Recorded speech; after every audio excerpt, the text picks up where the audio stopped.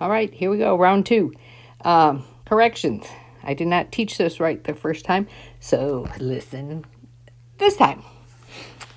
Anyway, the whole goal is you're going to memorize new integrals.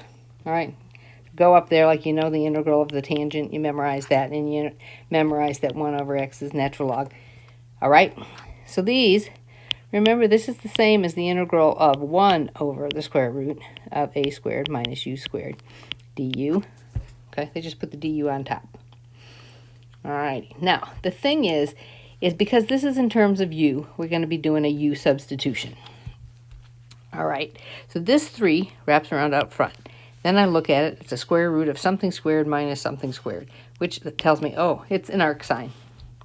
So I'm going to let a equal the square root of 16, which is 4. And I'm going to let u squared equal x squared.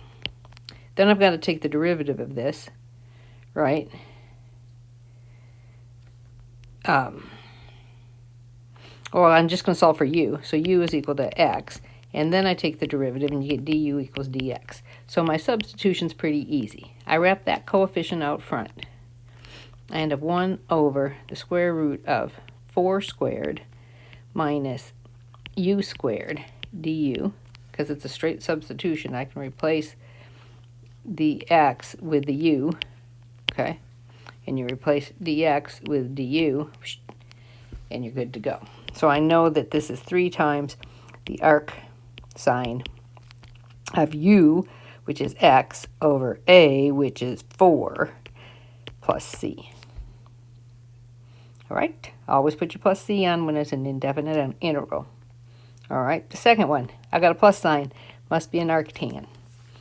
So, you know, a squared is equal to 4. So a is equal to 2. And you know u squared equals 25x squared. So u is equal to 5x. And du equals 5dx. So dx equals du over 5. So when you come over here and you wrap this 2 to the front, you have a 1 up here, and you make your substitution for a, you get 2 squared, plus you get 5x squared, and you replace dx with du over 5. Okay, so you end up with another leading coefficient. And this is what I taught wrong the first time. I didn't take the derivative and put in that other leading coefficient. So my answer now is 2 over 5 times 1 over a, which is 2, arctan of u, which is 5x, over a, which is 2, plus c. And I'd clean this up so get my answer as 1/5. Arctan 5x over 2 plus c. Alrighty? Peachy stuff. Alright, now I've got a variable out front, and the same thing squared follows this pattern. I have a u with a u squared. So, and there's an a squared. So a squared is equal to 7. So a is equal to the square root of 7. And u is equal to x, so du is equal to dx. So this is a nice substitution, and there's no leading coefficient. So you go up here to your pattern, and you end up with 1 over a, arc secant of the absolute value of u over a plus c. And no, you don't need to rationalize. All right? Next one. I got a leading coefficient. I got to put that up front. Let's change colors again. All right.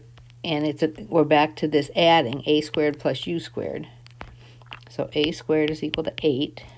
A is equal to the square root of 8. And u squared equals 9x squared. So u is equal to 3x. And du is equal to 3dx. And dx is equal to du over 3. So when you make your substitutions, you brought your 8 out front. You have a 1. You put in the square root of 8 squared plus 3x squared du over 3. And you do your integration, you have 8 over 3 out front.